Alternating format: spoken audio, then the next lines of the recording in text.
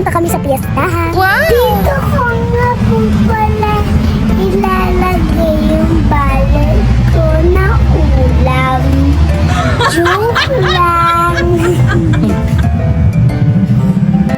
Hello guys! Dadayo na naman kami ng kain sa piyestahan.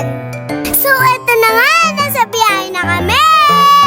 Pansin ko lang guys, lahat yata ng vlog ko puro kainan. Alam nyo guys, napakasarap bumiyahe sa amin. Kasi ramdam mo nasa province ka.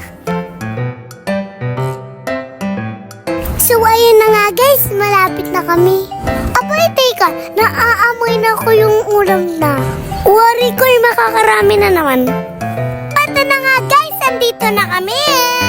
At ito na nga po, nasalubungan na kami ng pinsan namin.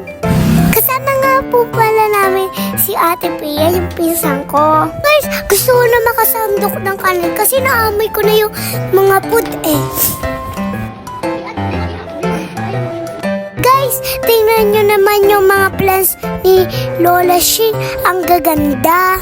At ito na nga guys, andito na nga po pala yung mga musiko. May pwesta nga po pala sa amin, may musiko. Sa inyo din po ba? May pumaparada din ng ganito.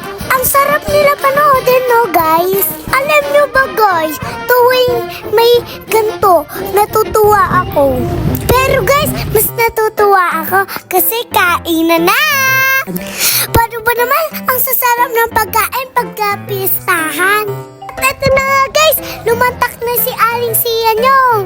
Hay, di na maawat ay! Ay, grabe guys, ang sarap ng niduguan. Alam nyo ba guys, favorite ko to. At ang sarap. Ay, pak! Ubos! Hindi ko na nga matirahan yung pusa eh. And next, dessert naman. Yum, yum, yum, yum. O, diba guys, hindi halatang gutom. Ay, hindi pa natatapos yan. Kumuha pa ng Shanghai. Nahiya nga po pala ako dyan, guys, kasi isa na lang. Ayun lang, guys. Thank you for watching. Bye-bye.